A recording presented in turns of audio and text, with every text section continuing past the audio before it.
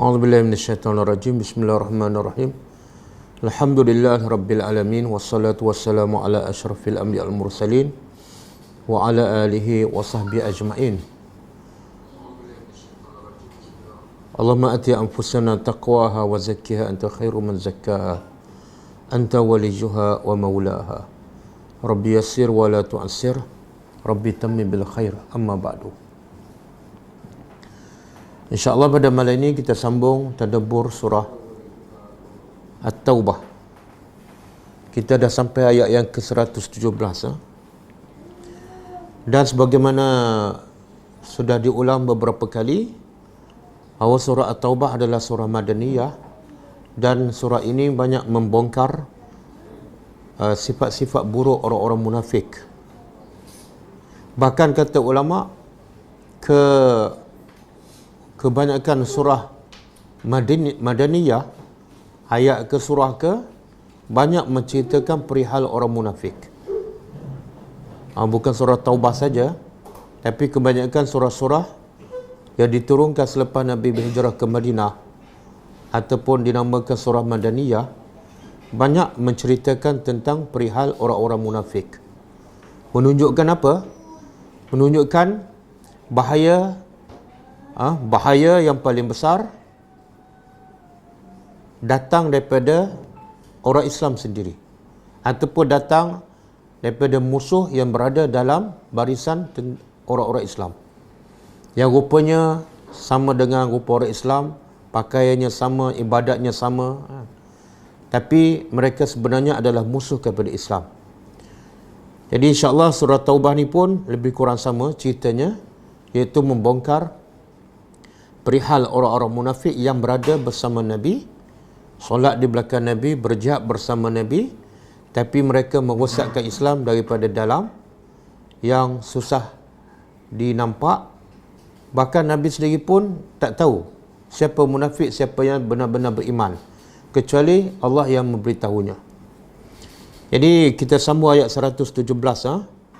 Sebelum tu kita tengok ayat 100, kita sambung ayat 118. Sebelum tu kita tengok ayat sebelumnya, iaitu cerita tentang orang-orang munafik yang ponteng daripada peperangan Tabuk. Allah sebut beberapa golongan. Ada golongan orang beriman yang betul-betul tak mampu untuk pergi berperang, maka mereka minta keuzuran kepada Nabi, dan Nabi terima alasan mereka, dan Nabi minta ampun untuk mereka kepada Allah Subhanahu Wa Taala. Ada golongan orang munafik yang sebenarnya mereka tak ada alasan untuk tidak pergi berperang dalam peperangan Tabuk, tapi mereka tak pergi. Kemudian bila Nabi pulang daripada Tabuk, mereka jumpa Nabi dan beri alasan bohong, dan Nabi terima juga, sebab Nabi hukum mengikut zahir.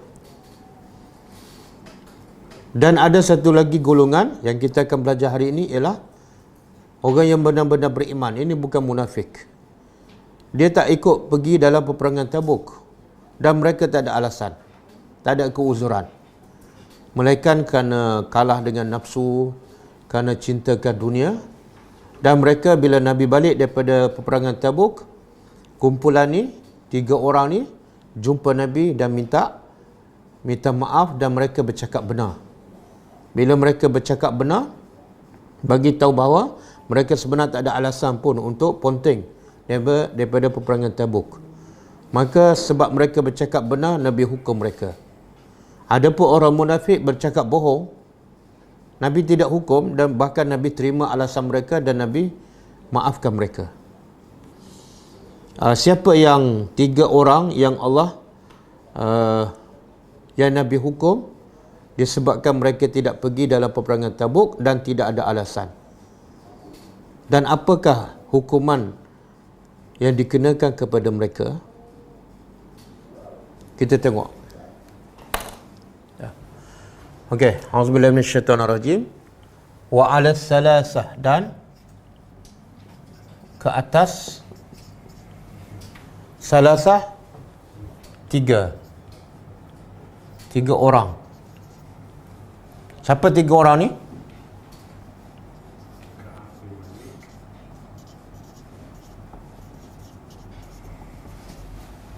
Yang kedua,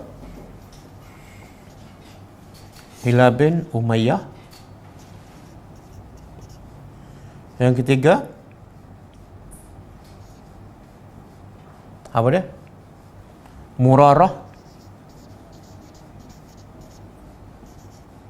Ar-Rabi'.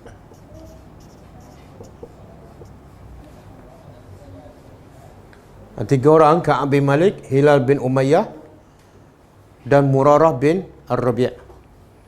Tiga-tiga ni daripada golongan Ansar. Tiga-tiga daripada orang Madinah.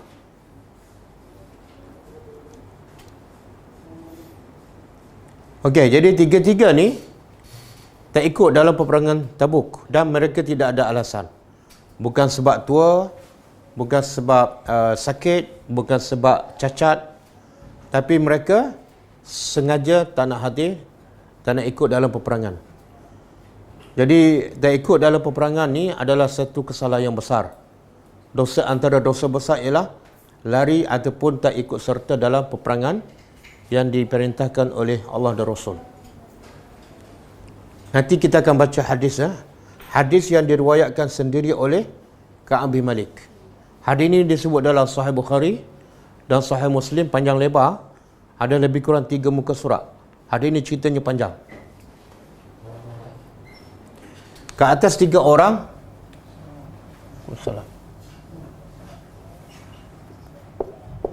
iaitu orang allazina, orang-orang yang khulifu. Mereka khulifu. Apa makna khulifu?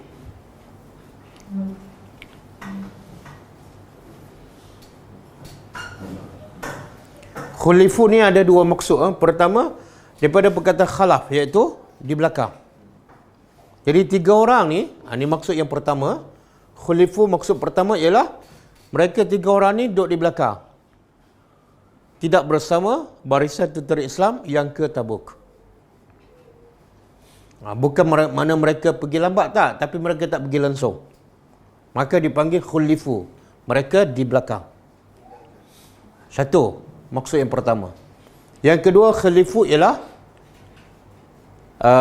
bila orang munafik, bila Nabi balik daripada peperangan Tabuk, orang munafik lebih kurang 80 orang lebih datang jumpa Nabi dan beritahu alasan masing-masing.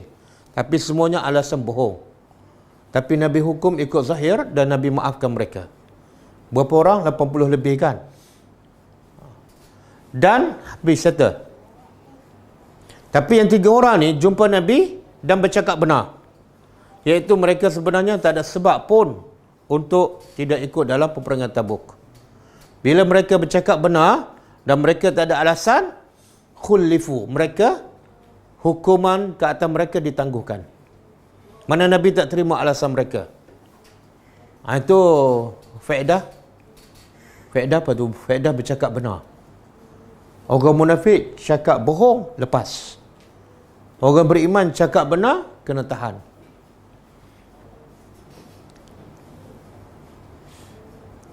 Jadi khulifu pertama, mereka di belakang, tak ikut dalam peperangan. Yang kedua, taubat mereka khulifu, ditangguhkan. Berapa lama ditangguhkan?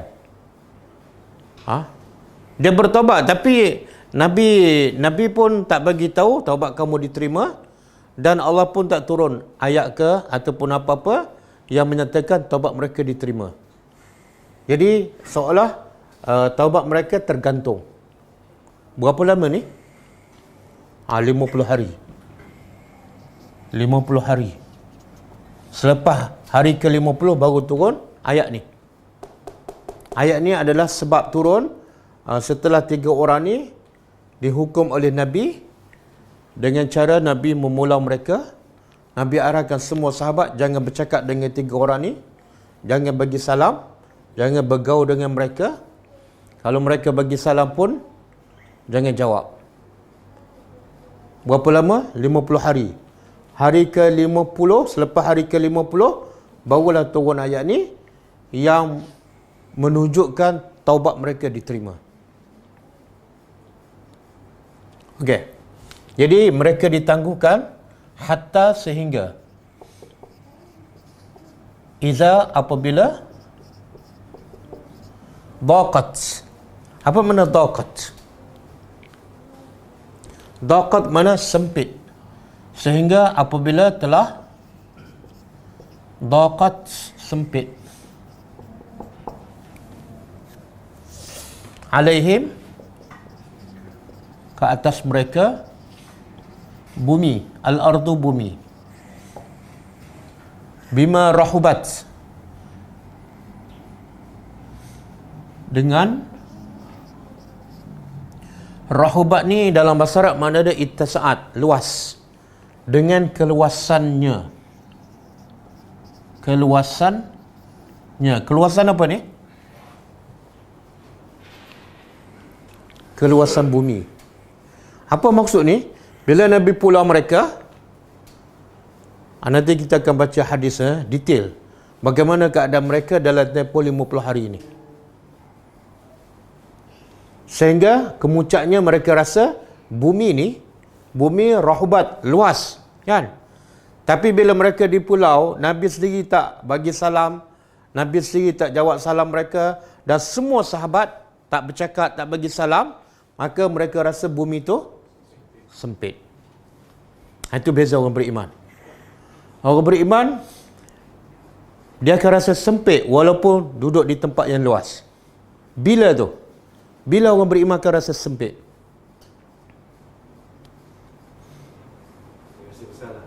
Bila dia buat dosa. Madinah ni besar, tapi bagi 3 orang ni dia rasa daqat, sempit sangat. Yalah, cuba bayangkan, Bukit Jelutong ataupun Shah Alam besar kan? Tapi kita pergi mana-mana, orang tak senyum, orang tak bagi salam. Kita bagi salam, orang tak jawab. Jumpa YB pun tak senyum, bagi salam pun tak jawab. Jumpa ustaz pun, ustaz tak bagi salam. Macam mana perasaan kita? Sempit kan? Walaupun Shah Alam tu besar. Jadi 3 orang rasa bumi tu sempit, walaupun sebenarnya bumi tu luas. Tapi sebaliknya, orang beriman, dia akan rasa lapang, rasa luas, walaupun tempat tu sempit. Bila tu? Bila dia beriman kepada Allah. Boleh faham?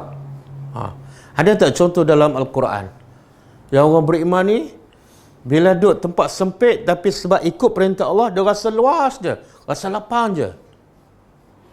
Bahkan kadang-kadang dia rasa macam duduk dalam syurga, walaupun tempatnya sebenar sempit. Nabi Yunus dia rasa sempit ke dia rasa luas? Ashabul Kahfi, kan? Daripada rumah yang besar, duduk dalam masyarakat, harta banyak, dia rasa sempit. Sebab apa? Sebab dia dihimpit oleh sifat syirik. Maka dia nak lapangkan hati, dia pergi ke mana? Dan gua tu besar tak? Tapi dia rasa gua tu lapang je sampai dia boleh tidur 309 tahun. Dan ada lagi satu contoh dalam Al-Quran. Ini contoh Nabi, Nabi.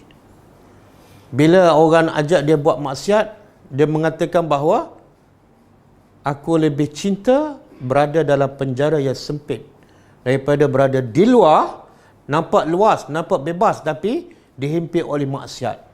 Siapa tu? Nabi Yusuf. Cuba baca ayat tu.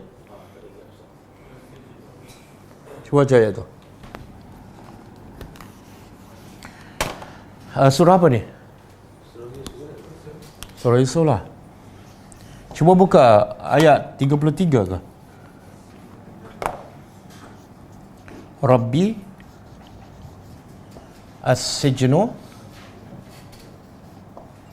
ahabbu ilayya mimma yad'unani ilaihi wa illa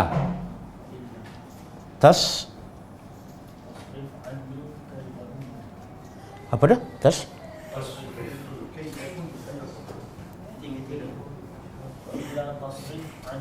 Wa illa tasrif anni kaidahunna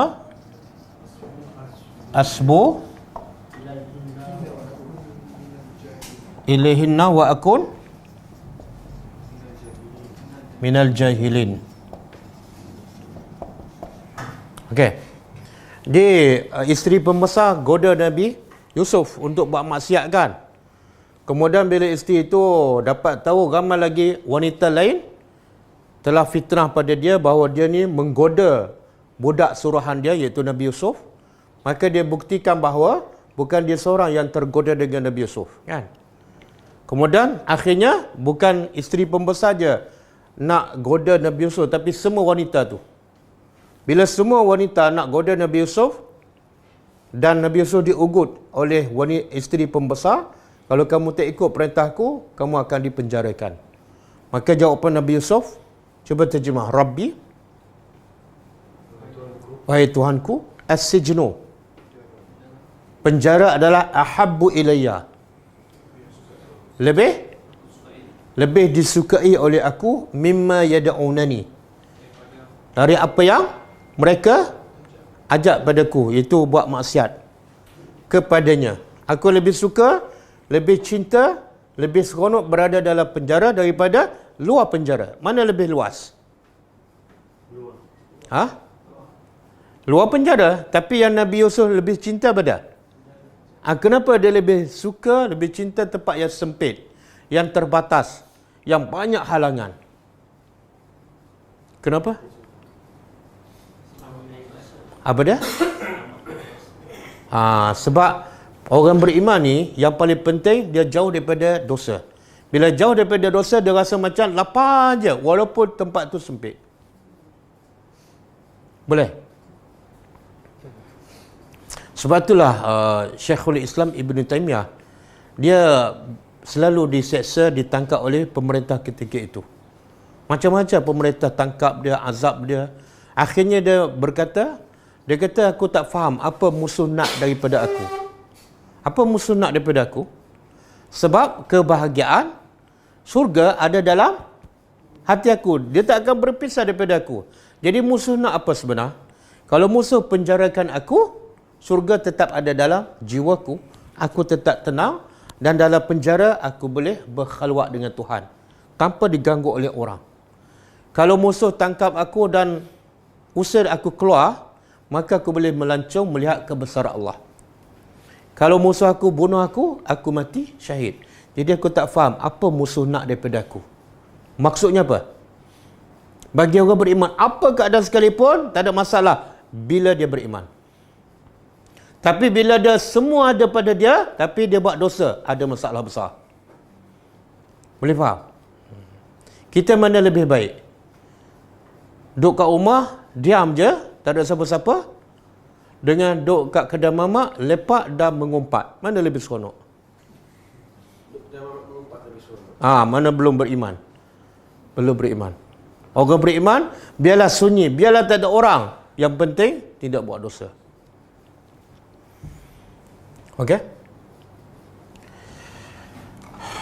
Dan kita tahukan sejarah.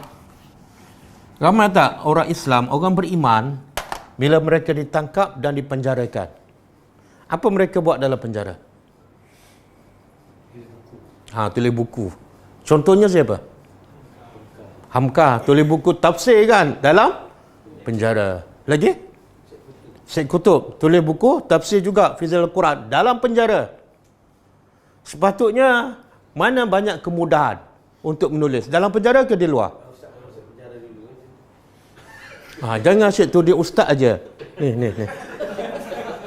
Sikit ke ustaz? Macamlah ustaz seorang kena soal di akhirat besok. Jadi kenapa ramai ulama boleh menulis bila duduk dalam penjara? Bila di luar tak dapat tulis ataupun tulis tak siap-siap. Sebab apa?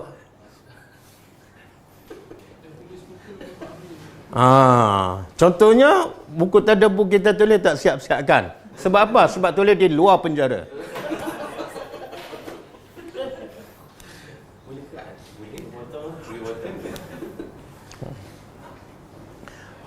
Apa ni? Ibn Qayyim Al-Jauzi Dia tulis buku Zadul Ma'ad. Tebal tu, banyak jilid. Di mana dia tulis?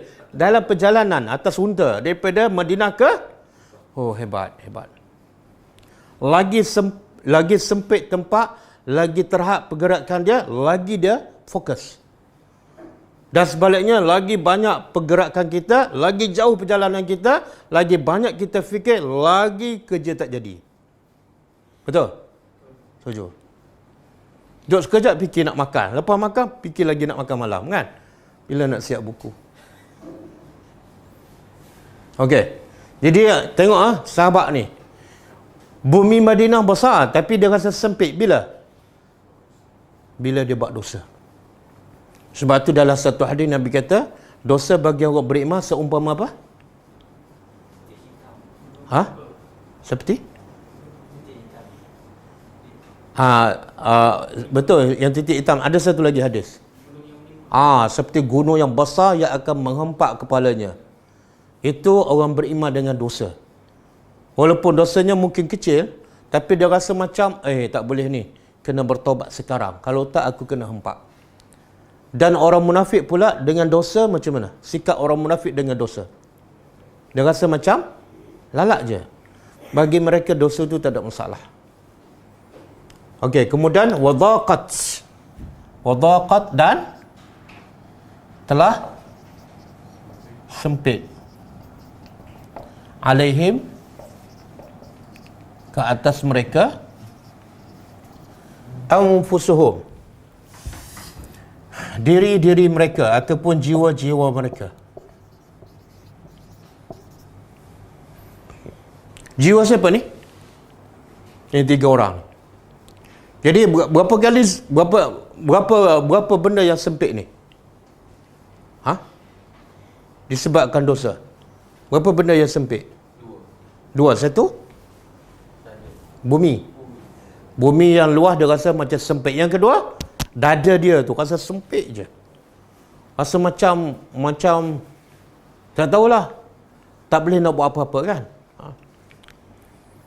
Dia beza ni je. Kalau orang beriman, syaraha sadrahu.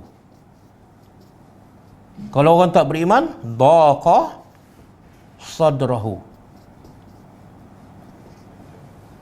Orang beriman, syaraha lapang, sadrahu dadanya. Dia duduk tempat sempit tapi hati dia lapang je. Jadi banyak benda boleh buat. Orang tak beriman duduk tempat luas tapi dada dia sempit, buat apa semua tak menjadi. Sebab kalau kita tengok Nabi kan, orang yang lapang dadanya, Allah kata apa? Alam nashrah laka sadrak. Walaupun rumah Nabi sempit tak? Sempit. Situ tempat Nabi tidur, situ tempat Nabi makan, situ tempat Aisyah tidur, situ tempat Nabi solat, kan? Tapi walaupun tempat sempit, Nabi boleh bangun malam setiap malam tak? Dan bila Nabi bangun malam, sekejap ke lama? Kenapa tempat yang sempit, tempat yang gelap, Nabi boleh solat lama sampai bengkak kaki? Sebab hati Nabi lapang. Kita pula rumah kita besar tak? Berapa bilik? Bilik air kita sama besar dengan bilik orang kampung. Tapi kadang-kadang susah nak bangun malam. Kalau bangun malam pun baca 3 kul je. Sebab apa? Dada kita sempit. Okey. Wazannu, dan mereka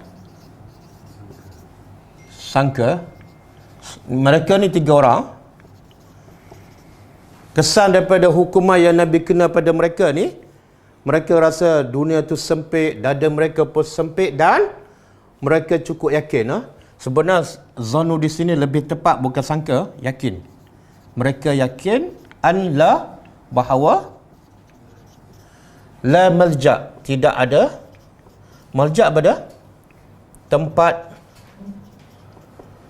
berlindung.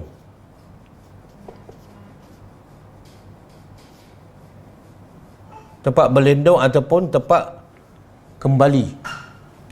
Minallah, dari Allah, illa, kecuali hanya kepadanya. Tak boleh lari daripada Allah melainkan kepada Allah sahaja. Yalah, kalau bumi dia rasa sempit, dada yang dia rasa sempit, siapa boleh meluaskan bumi itu? Allah. Siapa yang boleh melapangkan hati dia? Allah. Boleh? Di sini, ini antara hikmah hukuman ni kepada orang yang beriman. Hikmahnya apa? Yang munafik tu 80 orang bercakap bohong. Dan bagi alasan pun, alasan bohong, dan Nabi terima. Tak ada hukuman.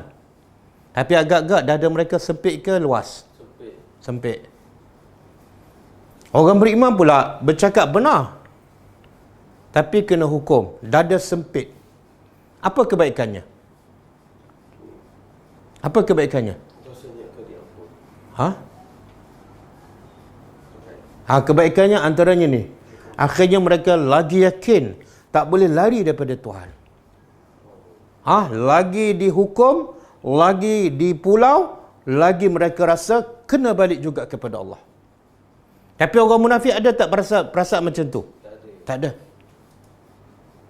Sebab itulah orang Islam, Allah sayang dengan cara apa? Allah menghukum. Orang munafik Allah tak sayang dengan cara Allah bebaskan.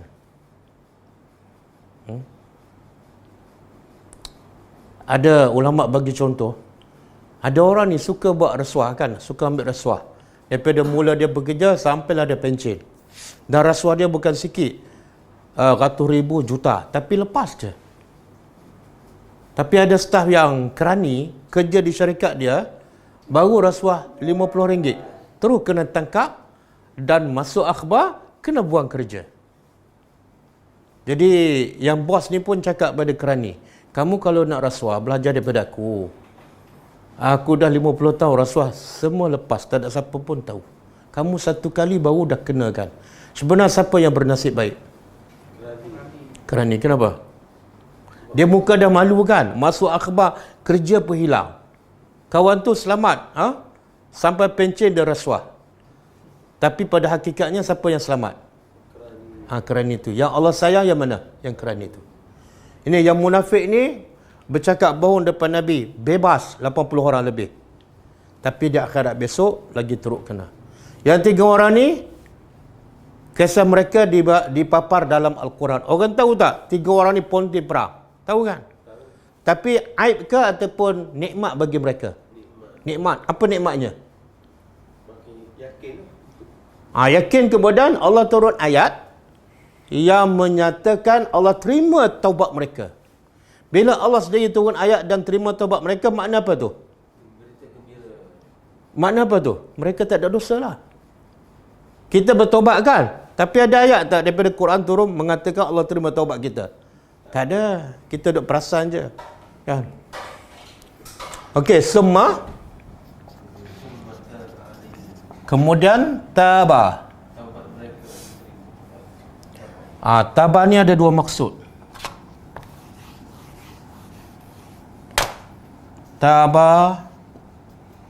Taballahu alaihi.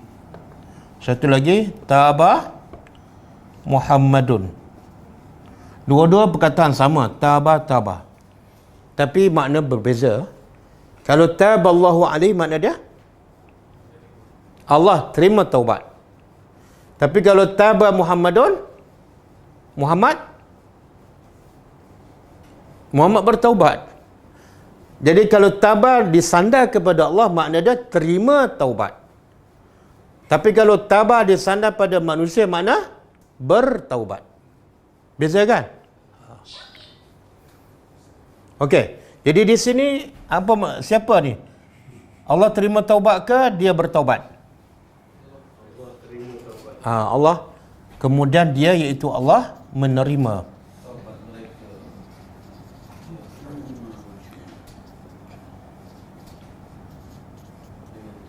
Alaihim ke atas mereka. Liyatubu.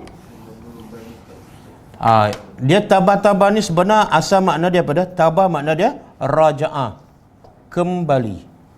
Jadi Allah terima taubat ke atas mereka, liyatubu, supaya mereka kembali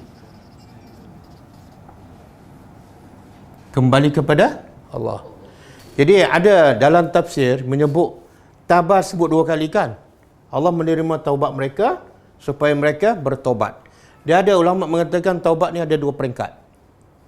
Taubat ada 2 peringkat. Pertama, Allah buka pintu hati hambanya untuk bertobat. Belum lagi bertobat, Allah buka pintu hati untuk dia bertobat. Yang kedua, Allah terima taubatnya. Ada orang Allah buka pintu hati untuk bertaubat, tapi bila dia bertaubat Allah tak terima. Ada kan? Banyak tak? Ada. Kadang-kadang dia solat taubat setiap malam, tapi dosa pun setiap hari. Allah tak terima taubatnya. Innallah, sesungguhnya Allah huwa dia sahaja, sesungguhnya Allah dia sahaja At-Tawwab, Maha penerima taubat. Ini salah satu nama Allah ni. Rasa kita dah belajar ni. Maha penerima. Dia panggil apa ni? Kalau bahasa Arab pattern dia fa'alun, tawwabun. Makna apa ni? Dia kalau taibun, sekadar terima taubat. Tuhan yang terima taubat. Tapi mungkin sekali seminggu, kan?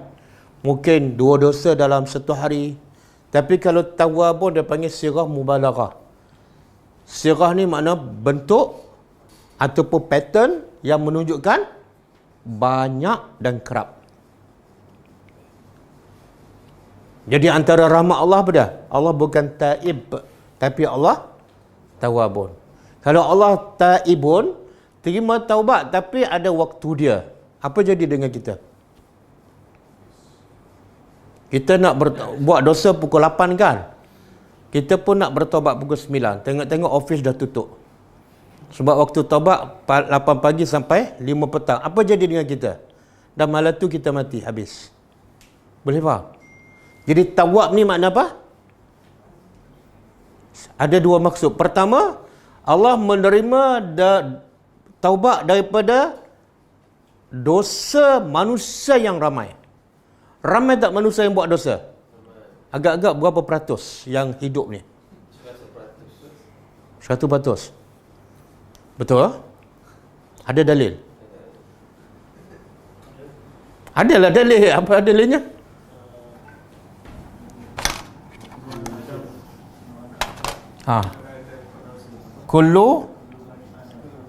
Kullu bani Adam khata'un.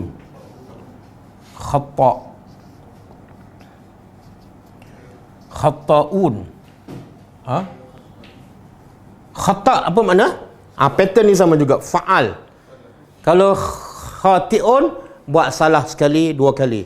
Kalau khata', buat salah banyak kali dan kerap. Ini ramai. Setiap anak Adam banyak buat salah. Okey. Hamzah, khata'. Kemudian Nabi puji. Semua anak Adam banyak buat dosa. Tapi Nabi puji yang buat dosa ni, Nabi puji. Jadi buat dosa dipuji oleh Nabi. Buat dosa macam ni. Wa khairu al-khata'in at-tawwabun.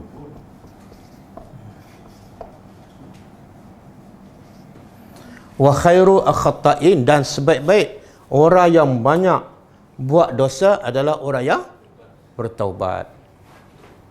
Boleh? Dan ayat hadis ni pun Nabi sebenarnya nak bagi motivasi.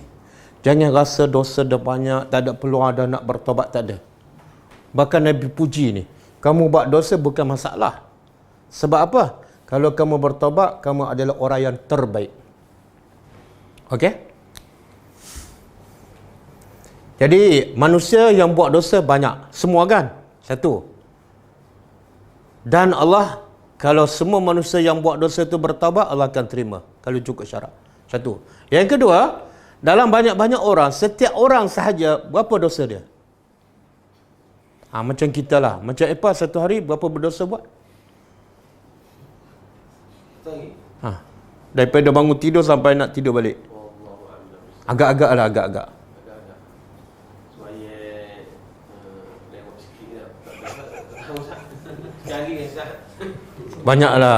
Banyaklah. Mungkin 100 dosa kan? Mungkin 200 setiap seorang. Jadi tawab mana apa? Bersembang. Itu kufur nikmat tu. Kufur nikmat masa, kufur nikmat lidah, kufur nikmat sehat.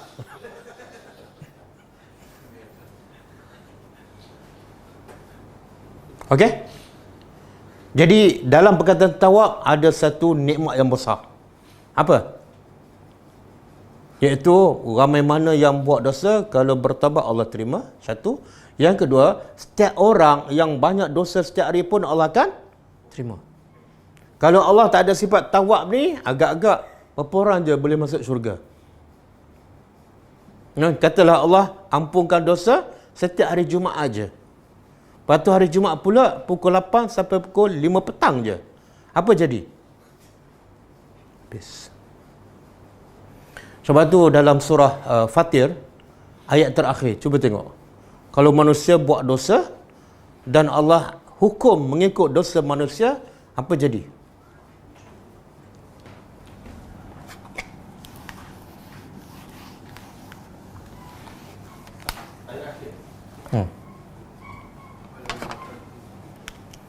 Walau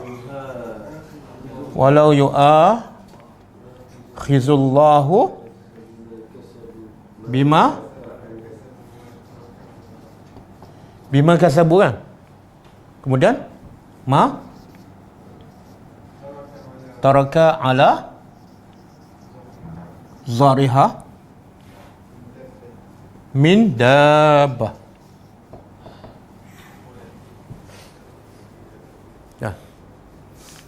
Okey, cuba terjemah. Ni min dabbah. Kalau tajwid hukum apa ni? Dabbah. Dia biasa makcik-makcik tahu ni. Mak lazim? Dabbah.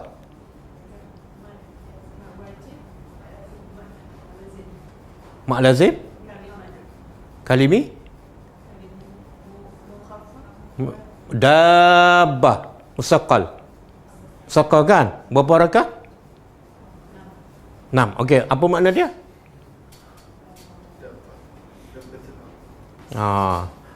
Tahu tajwid bagus, tapi tak tahu makna sangat tak bagus. Okey, cuba kita terjemah. Wala yu'akhizullah. Jikalau yu'akhizu, kita lalu baca dalam apa? Dua ayat terakhir kan? La tu'akhizna in nasina kan? Apa makna la tu'akhizna? Jangan engkau menghukum kami dengan sebab kami lupa ataupun kami tersilap. Jadi kalau yu'akhizu, jikalau Allah menghukum. Bima kasabu, dengan apa yang manusia lakukan. Kalau buat dosa je Allah hukum. Apa jadi? Ma taraka, Allah tidak akan tinggalkan ala zahriha, di atas zahri, atas muka bumi, min dabbah, apa saja yang bergerak. Makna buat dosa je Allah hukum, buat dosa je Allah hukum. Akhirnya tak ada satu pun manusia yang hidup. Tapi sebab Allah tu ada sifat rahim, Allah ada sifat at-tawwab, maka ramai tak yang buat maksiat masih hidup? Ramai kan?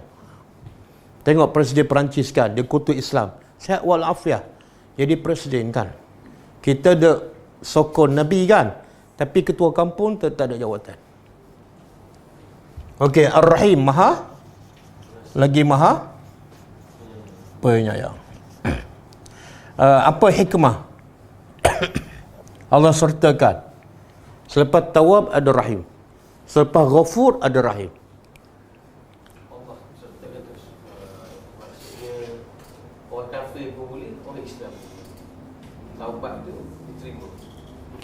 Taubat ni mana Allah terima taubat kita. Mana Allah padamkan dosa kita kan. Okey. Rahim pula, apa makna dia?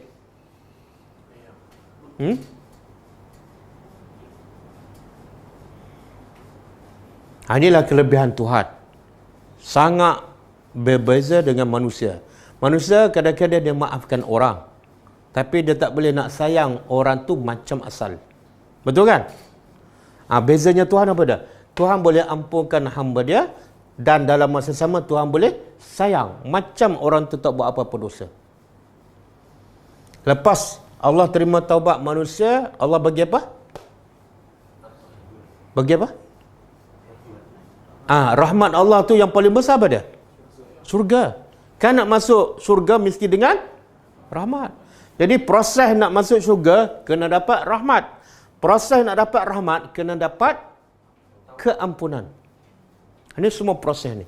Bunyi nampak alah taubat je, rahmat je, tak. Ini sebenarnya proses untuk dapat syurga. Tanpa keampunan kamu tak akan dapat rahmat, dan tanpa rahmat kamu tak mungkin masuk syurga. Semoga kita ada sifat ni ya. Sifat apa? Satu, suka maafkan orang. Yang kedua, sayang balik pada orang yang buat salah pada kita. Okey Pak? Apa ada buat salah kan? Saya maafkan. Dan saya sayang Epa macam Epa tak buat apa-apa. Oh, tu hebat tu.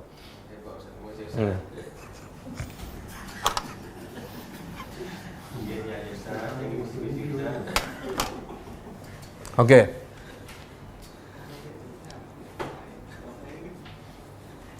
Kemudian, ya ayyuhallazi, wahai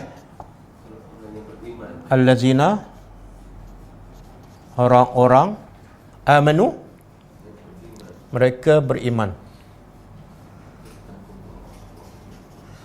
Beriman ni Allah tak sebut beramal soleh kan. Biasa amanu wa amilus solihat. Bila Allah tak sebut sebenarnya, apa makna iman? Di sini Allah tak sebut wa amilus solihat. Tapi bila kita faham makna iman, maka dia termasuk amal soleh. Iman apa makna? Iman ada 3 kan. 1, yakin di hati. Yang kedua, ucapan di lidah, lisan, pengakuan. Yang ketiga, amal. Amal inilah membuktikan apa yang disebut di lidah dan yang diyakin di hati. Jadi bila sebut iman mesti ada 3. Kan? Ada orang yakin tapi tak ada amalan, bukan beriman. Ada orang mengucapkan kami telah beriman dan dia mengucap kami telah beriman, dan ada amal soleh tapi sebenarnya dia tak beriman juga. Sebab apa? Nombor 1 tak ada. Contoh sebab dia ni. Dia mengaku dia beriman, dia mengucap dan dia solat, tapi nombor 1 tak ada. Dia tak beriman. Siapa? Munafik. Ada pula yang nombor 1 yakin, dia mengucap tapi amalan tak ada. Siapa ni? Dia yakin Allah tu satu, ada hari akhirat, ada surga, ada neraka. Dia mengucap 2 kalimah syahadat tapi tak ada amalan. Siapa? Orang fasik. Orang Islam dia ni yang ramai tak solat ni kan. Okey. Wahai orang beriman, ittaqullah. Bertakwalah oleh kamu kepada Allah.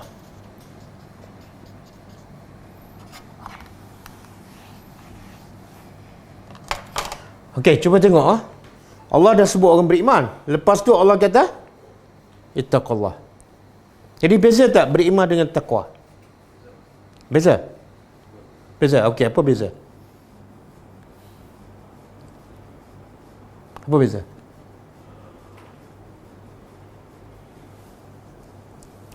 Kalau kita belajar bahasa Arab, amanu ni fa'il kan? Ada belajar bahasa Arab? Amanu. Fa'il. Fa'il apa? Amar. Fa'il ada berapa semua? Yang keempat? Tak ingat apa, memang 3 je. Teringat benda yang tak ada, memang tak ingat sampai matilah. 3 kan?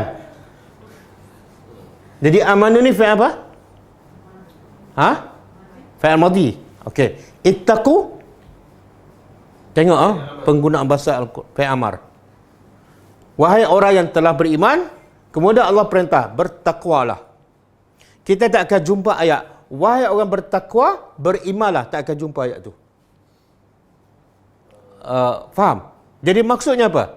Allah nak bagi tahu, iman ni, orang beriman, memang ada iman. Memang dia percaya pada Allah, dia percaya pada Rasul, dia percaya pada hari akhirat.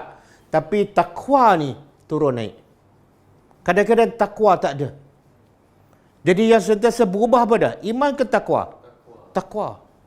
Sebab itulah hari Jumaat pun biasa kita dengar apa? Berimanlah ke ataupun bertakwalah? Bertakwalah. Ittaqullah kan? Kawan tu tengah tidur. Dan Nabi sebut dalam satu hadis, Ittaqillah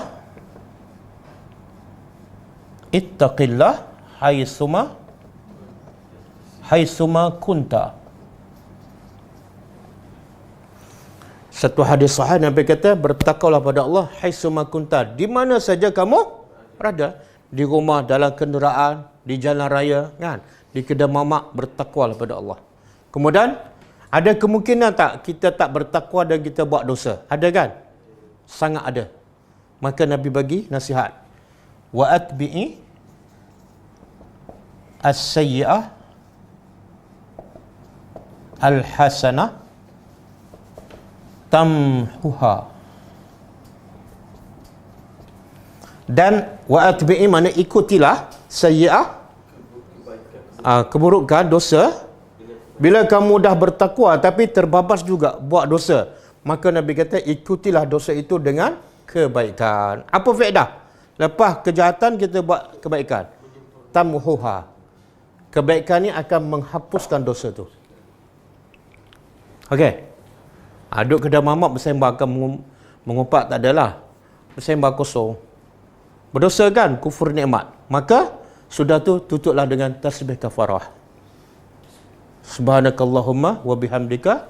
Maka kebaikan itu menghapuskan. Okey. Sayang tak Nabi pada kita? Sayang. Jadi yang sentiasa berubah ni takwa ni. Takwa. Dan Allah berpesan wa tazawwadu dalam surah Baqarah. Wa tazawwadu apa makna? Berbekalah kamu. Fa inna khaira az-zadi at-taqwa. Ini ayat ni berkenaan dengan haji. Allah kata, watazawwadu, kamu nak berbekal, silakan. Nak bawa duit banyak, nak bawa pakaian, nak bawa Maggi, silakan. Nak bawa sambal daging, silakan. Tapi Allah nak beritahu, sebaik-baik bekalan takwa. Betul? Ramai orang pergi Mekah bawa sardin, tapi takwa tertinggal kat Malaysia. Sebab tu maki orang kan, hilang selipar pun maki orang. Sebab tidak ada takwa. Jadi wahai orang beriman, bertakwalah kamu pada Allah, wa kunu. Dan kalau ini perintah pada ramai, sebab daripada allazina amanu, orang ramai kan. Wahai orang beriman, ramai. Maka kunu. Kalau perintah pada seorang, kun fayakun. Jadi kalau kun, apa makna? Jadilah. Kalau kunu, jadilah oleh kamu ramai. Dan jadilah kamu ma'as sadiqin, bersama orang-orang yang benar. Apa maksud orang yang benar? Sekarang Allah perintah tak? Kunu ni fi'il amar kan? Bila fi'il amar, perintah. Bila perintah menunjukkan wajib. Wajib. Jadi wajib tak kita menjadi orang yang benar ataupun bersama orang yang benar? Wajib tak? Wajib. Kalau kita tak jadi orang yang benar, berdosa. Jadi sekarang kita nak faham apa maksud orang yang benar, supaya kita termasuk dalam golongan mereka.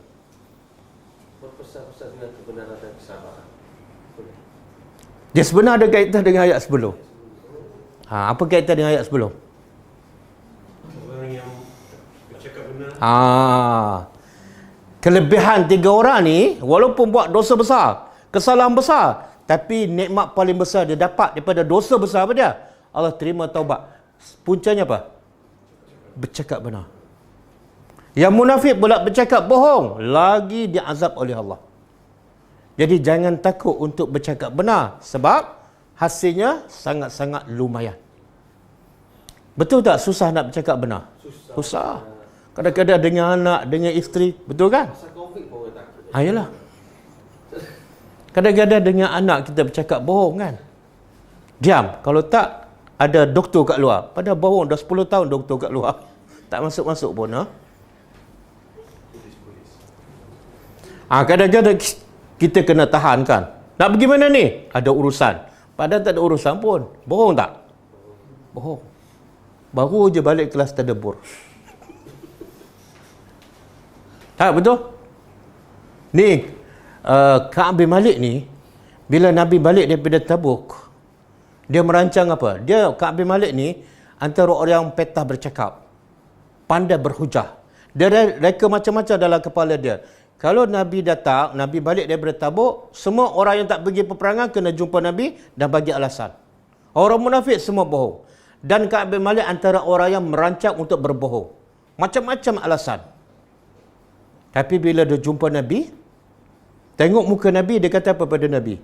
Ya Rasulullah, sebelum aku datang, aku dah rancang macam-macam nak bercakap bohong untuk lepas daripada kemarahan engkau. Tapi bila aku tengok muka engkau, aku tak boleh. Sebab apa? Sebab bila tengok engkau, ingat pada Allah. Mungkin aku lepas pada engkau, tapi tak lepas daripada Allah. Jadi akhirnya aku akan bercakap benar. Apa dia? Sebenarnya aku langsung tak ada alasan untuk tidak pergi berperang. Bahkan, aku paling sihat ketika itu. Dan aku telah sediakan 2 ekor unta untuk pergi berperang Tabuk. Tapi sebab aku tangguh-tangguh, okey, siap besoklah. Balik-balik rumah tak siap juga. Lepas tu, siap lusa lah. Balik-balik rumah tak siap juga. Akhirnya, Nabi dah pergi semua, baru dia siap, dah terlepas. Maka Nabi kata, amma haza faqad sadaqah. Adapun Ka'ab ni, dia telah bercakap benar. Tapi, dosa besar. Boleh? Jadi Allah kata, jadilah orang yang bercakap benar. Susah. Dalam satu hadis Nabi kata, alaikum bisidqi, hendaklah engkau berkata benar. Benar ni bukan cakap saja, tapi perbuatan kita biarlah benar sama dengan dalam hati. Kadang-kadang hati kita percaya buat benda tu dapat pahala, tapi kita tak buat. Kita bohong dalam bentuk perbuatan. Kita dalam hati kita yakin boleh mati bila-bila masa, tapi kita tak melengkapkan amalan. Kita berbohong dalam bentuk amalan. Dan juga bercakap. Jadi Nabi kata dalam hadis, alaikum bisidqi fa inna sidqa yahdi ilal bir wa innal birra yahdi ilal jannah. Hendaklah kamu bercakap benar, kerana benar itu as-sidqu membawa kepada al-bir. Apa makna al-bir? Kebaikan. Bila kamu cakap benar, dia akan membawa kebaikan ni. Bercakap benar bawa kebaikan. Walaupun nampak membongkar keaiban sendiri kan. Kebaikannya Allah terima taubat. Dan Nabi kata al-birra yahdi ilal jannah. Subhanallah. Nampak tak? Jadi proses nak masuk syurga bermula dengan bercakap benar. Kalau dan lawan dia dalam hadis yang sama Nabi kata iyyaka wal kazib. Jaga-jaga engkau daripada bercakap bohong. Kenapa? Bohong akan membawa kepada al-fujur, kepada dosa. Dan dosa membawa kepada an-nar. Tengok. Punca masuk neraka bermula daripada cakap bohong. Jadi ya ayyuhallazina amanu ittaqullah wa kunu ma'a sadiqin. Semoga Allah beri kekuatan pada kita untuk bercakap benar kan? Dalam semua keadaan. Susah Kadang kena saman kan? Kita kata apa? Ini kali pertama saya bawa laju. Padahal 20 tahun bawa laju kan? Berbohong tak? Kita cakap bohong sebab nak mengelakkan apa? Sama berapa ratus je? 150. Ah? 150. Tapi bercakap bohong membawa kepada apa? Jadi harga neraka kita 150 je. Itu satu pengajaran besar ni. Tu ada Allah pun tahu apa? Apa ni? Yalah, dia cakap benar. Dia cakap benar. Oh, sebab Allah pengampun lah hantar cakap bohong. Tak, salah konsep tu. Kalau Allah tu maha pengampun, mana Allah baik. Bila Allah baik, bercakaplah benar, ikut perintah Allah lah. Sebab Allah tu baik. Okey. Ada masa kan kita baca hadis. Hadis ni panjang ni. Saya rasa satu kelas pun tak habis. Okey. Hadis ni riwayat Imam Bukhari. An Aqil bin Ibn Shihab an Abdurrahman bin Abdullah bin Ka'ab bin Malik. Hadis ini diriwayat oleh cucu kepada Ka'ab bin Malik. Jadi cucu dia bernama Abdurrahman bin Abdullah. Dia tanya atuk dia Ka'ab bin Malik, boleh tak engkau cerita pengalaman engkau masa dalam peperangan Tabuk tu? Apa yang berlaku sebenar? Itu dia cerita detail ni. Sampai hadis ni panjang, 3 muka surat lebih. Dan untuk pengetahuan, masa dia cerita ni Abdullah bin Ka'ab bin Malik ni dah buta. Dia buta. Ada beberapa orang sahabat masa dah tua dia jadi buta. Antaranya Ka'ab bin Malik, Abdullah bin Abbas sepupu Nabi, Jabir bin Abdullah. Bila tua buta. Jadi pengajarannya apa? Ini sahabat ni. Sepatut sahabat orang beriman, Allah jagalah mata dia sampai mati. Tengok buta. Pengajarannya apa?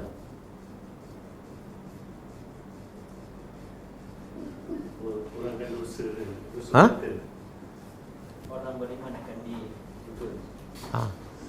Pengajarannya bukan bermakna orang beriman mesti sentiasa dalam keadaan sempurna. Kadang-kadang orang beriman dah tua, Allah jadi buta. Kadang-kadang orang beriman bila dah tua, kencing manis kena potong kaki. Sebab pemikiran orang kita kadang-kadang salah kan. Dia kata apa? Oh tu dah buta tu mesti ada dosa besar tu. Oh, kaki kena potong, pergi masjid ni mesti ada buat salah ni. Itu pemikiran yang salah. Buktinya sahabat-sahabat ramai yang masa dah tua buta. Kemudian sebenarnya sahabat ni nikmat yang paling besar bagi sahabat, celak mata ke celak hati? Celak hati. Mereka buta mata tapi hati mereka celak. Hati kita celak luas terang tapi macam-macam kita tengok sampai hati kita buta. Kan? Okey, kata Ka'ab bin Malik,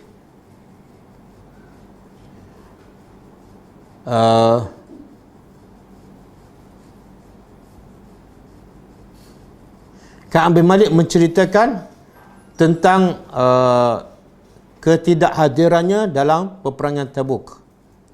Kata Ka'ab bin Malik, lam atakhallaf, aku tak pernah ponting daripada peperangan bersama Rasulullah kecuali peperangan Tabuk.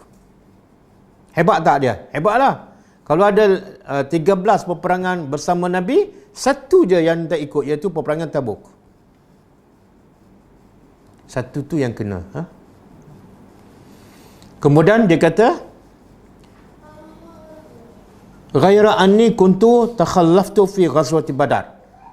Kecuali satu lagi dalam peperangan Badar aku tak ikut juga. Tapi tak ada masalah itu. Sebab apa? Sebab peperangan Badar, Nabi asalnya bukan nak pergi berperang.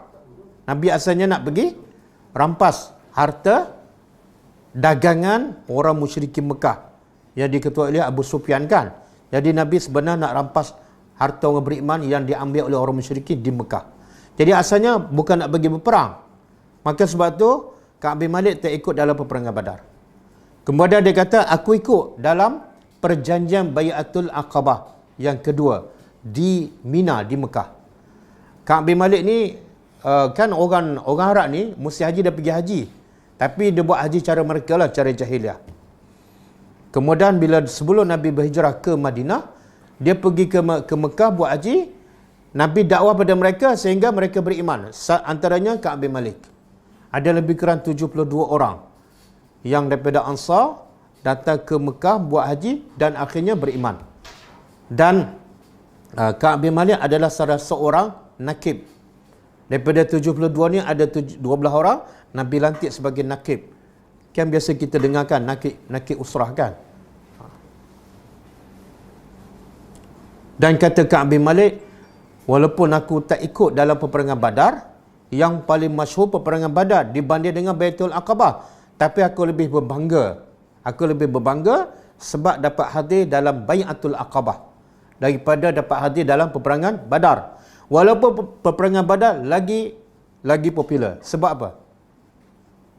Sebab dalam Bai'atul Aqabah, orang Ansar yang 72 ni, termasuk Ka'ab bin Malik, buat bai'ah dengan Nabi. Apa bai'ah dia? Iaitu akan menyembah Allah dan tidak akan mensyirikkan Allah. Yang kedua, akan pertahankan Nabi. Macam pertahankan keluarga dia. Pertahankan Nabi, pertahankan Islam, termasuklah dengan harta, dengan jiwa. Semua tu kerana Allah. Jadi, perjanjian dalam Bai'atul Aqabah lebih besar daripada peperangan Badar. Peperangan Badar hanya peperangan, sebahagian daripada perjanjian. Okey, kemudian bila Nabi isytiharkan peperangan Tabuk, Nabi umum kepada semua orang Islam di Madinah. Berbeza dengan peperangan lain, Nabi sembunyikan. Peperangan lain, Nabi tak bagi tahu sahabat nak pergi berperang di mana, jauhnya macam mana, Nabi tak bagi tahu. Kecuali peperangan Tabuk. Nabi bagi tahu awal. Di situ ada pengajaran. Apa pengajaran dia? Ini strategi dakwah ni. Ramai orang buat dakwah tapi tidak ada strategi. Kenapa? Kebiasaannya kalau nak pergi berperang, Nabi tak bagi tahu sahabat. Kecuali betul-betul dekat ataupun malam tu. Takut musuh tahu. Kalau kita nak pergi berperang dengan musuh, kita wawarkan, masuk dalam grup pula. Habis. Musuh dah tahu strategi kita kan. Jadi peperangan ataupun dakwah jangan cerita pada orang. Tapi peperangan Tabuk Nabi begitu awal. Kenapa pula? Menakutkan musuh. Tak, itu memberi senjata pada musuh. Kenapa perlu bersedia? Ini pengajarannya apa? Kalau tak bagi tahu boleh memudaratkan tentera Islam, maka haram tak bagi tahu. Nabi beritahu awal sebab satu, perjalanan tu jauh sangat, 700 km. Yang kedua, kenderaan tak cukup. Seekor unta dia bergilir 10 orang. Seekor unta bergilir, sekejap berjalan, sekejap naik, 10 orang. Kemudian cuaca terlalu panas. Kemudian makanan tak cukup. Dan air pun sedikit.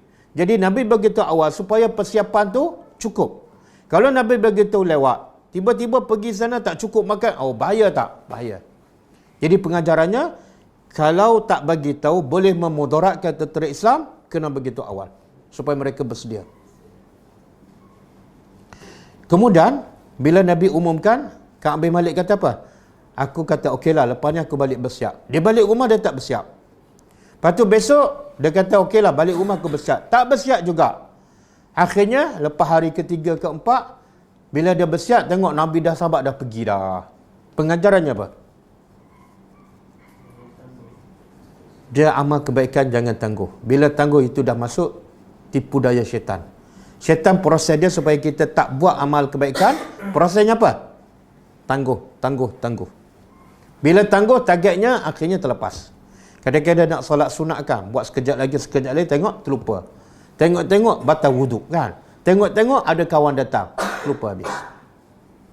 Bila terlintah nak berzikir, terus berzikir. Terlintah nak baca Quran, masa free, terus baca. Jangan tangguh.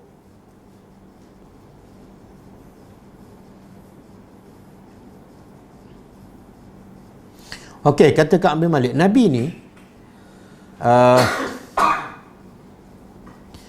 masa tu Nabi tidak ada senarai mereka yang pergi berperang. Jadi Nabi tak tahu siapa datang, siapa tak datang. Cuma kata Ka'ab bin Malik, mengikut sahabat yang ikut bersama Nabi, Nabi sebut nama Ka'ab ni. Dah betul-betul dah dekat sampai kat Tabuk. Sebab Nabi walaupun tak ada senarai nama, tapi dah lama perjalanan, Nabi perasan, mana Ka'ab bin Malik ni? Dia tanya, mana Ka'ab bin Malik? Jadi Ka'ab bin Malik daripada kabilah Al-Aslami. Jadi kabilah dia yang ikut pergi berperang tolong jawab. Dia kata apa? Ka'ab bin Malik ni duk sibuk dengan kebun dia, dengan buah-buahan dia, kan? Jadi sepatut kabilah dia defend dia. Tapi dia macam bersangka buruk pula. Mu'az bin Jabal pula mengatakan pada kabilah Ka'ab bin Malik Al-Aslami, celaka kamu. Kenapa kamu bersangka buruk pada Ka'ab bin Malik? Aku rasa Ka'ab bin Malik ni adalah orang yang baik. Mungkin dia ada masalah, dia tak dapat datang. Itu pengajarannya apa? Bila kawan kita tak datang kelas ke, tak pergi berdakwah ke, jangan terus bersangka, ni dia ni memang kaki ponting.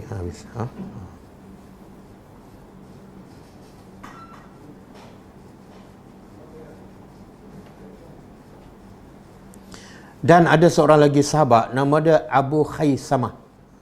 Disebut dalam hadis ni, Ka'ab bin Malik cerita. Dia tanya, bila dah lama Nabi perasan tak ada sahabat, dia pun tanya, ma fa'ala Abu Khaisamah?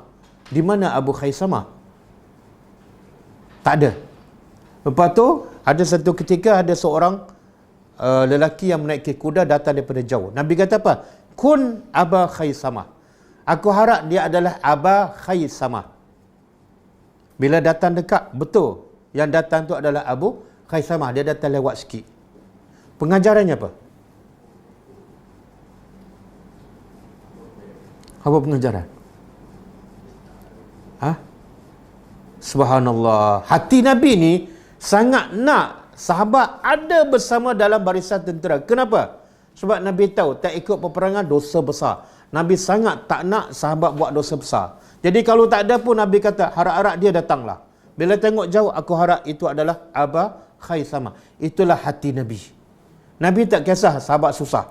Panas ke, berjalan jauh, tak kisah. Itu bukan masalah. Bukan dosa. Tapi Nabi sangat prihatin kalau sahabat tak ikut peperangan. Sebab itu dosa besar. Boleh?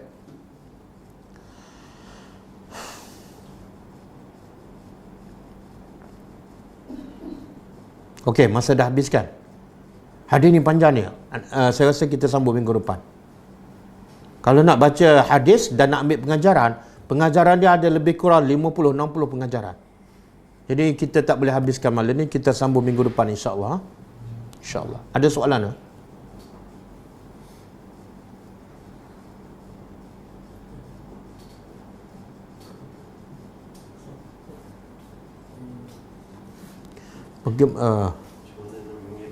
Dia boleh tutup lampu dia, sila. Okey. Bagaimana nak mengelak dari bercakap bohong? Salah satunya, ingatlah kisah Ka'ab bin Malik. Bila nak bercakap bohong je, ingat kisah Ka'ab bin Malik. Berapa untungnya Ka'ab bin Malik hanya kerana bercakap benar. Sampai kisahnya dirakam dalam Quran dan dibaca oleh orang beriman setiap hari sampai kiamat. Kemudian yang kedua, ingat pada hadis yang saya sebut tadi. Hadis Nabi bagi amaran kan?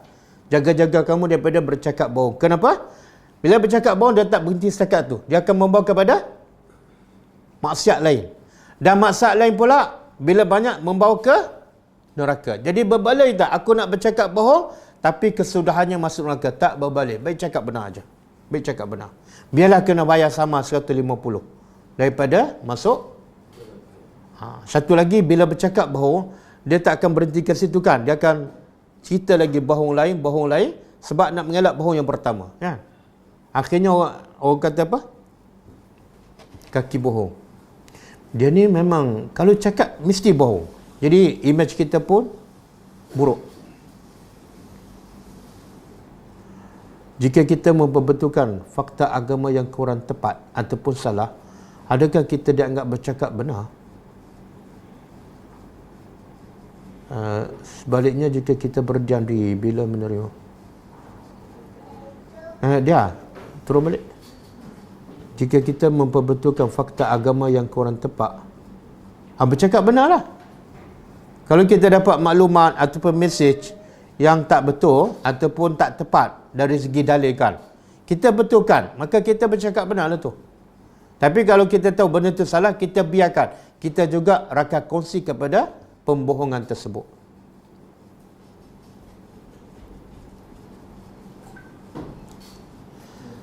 Dalam satu hadis, kita dapat maklumat salah, kemudian kita sebarkan.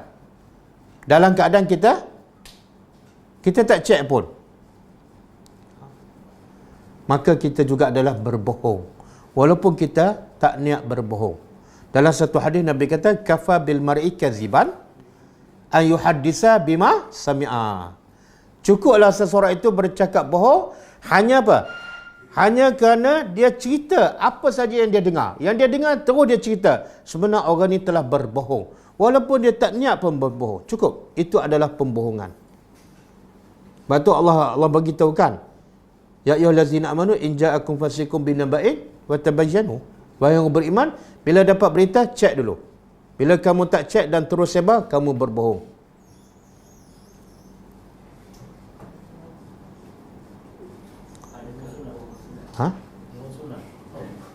Bohong sunat tidak ada. Bila ada bohong sunat, ada bohong wajib. Ada bohong haram.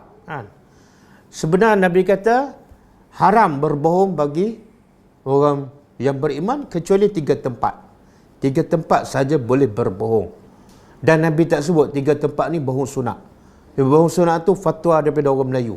Dia memang kaki bohong. Apa 3 tempat ni? Pertama, dalam peperangan.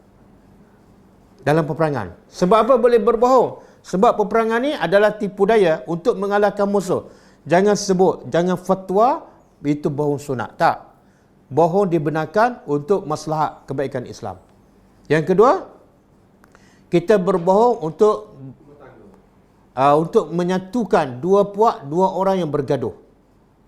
Itu bukan bohong sunat, tapi bohong ada maslahatnya. Ada masalahnya. Kadang-kadang orang tu diburu oleh musuh, dia pun masuk rumah kita kan. Kemudian musuh tu masuk, tanya, ada tak orang lari rumah encik? Kita nak cakap benar ke cakap bohong? Cakap bohong. Bohong sunat ke bohong wajib tu? Bohong yang dibenarkan. Bohong yang dibenarkan. Bohong syar'i. Yang ketiga, berbohong antara suami dengan isteri bila diperlukan. Kalau dia nak kahwin dua, kalau dia kahwin dua, dia kahwin kat golok kan, dan dia berbohong dengan isteri pertama, itu bohong sunat pun tak, bohong syar'i pun tak. Bohong antara suami isteri macam ni lah, untuk mengelakkan daripada mudarat yang lebih besar. Contohlah,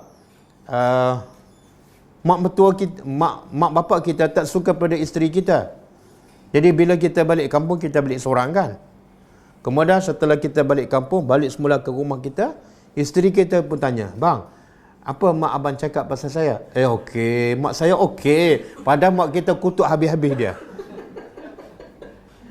Kenapa kita berbohong? Sebab kalau kita kata, mak saya kutuk awak, apa jadi?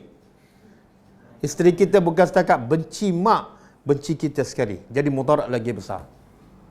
Kan? Ataupun baru kahwin, dia masak masin je. Makanan okey bang? Okey. Tapi jangan sampai setahun lah. Nanti kecil mana? Itu je. Bohong sunat, istilah bohong sunat jangan pakai. Salah tu.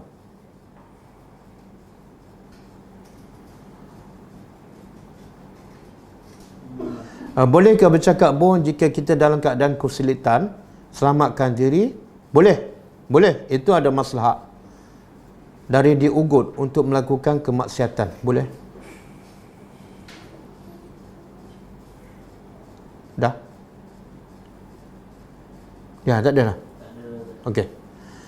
Kelas kita akan datang ialah pada hari Jumaat. 10.30 pagi insya-Allah. Sambung tadabbur surah Fussilat. Hari Jumaat ni insya-Allah kita akan habiskan surah Fussilat. Okey, kita tutup dengan membaca tasbih kafarah. Subhanakallahumma wa bihamdika asyhadu an la ilaha illa anta astaghfiruka wa atubu ilaik. Assalamualaikum warahmatullahi wabarakatuh.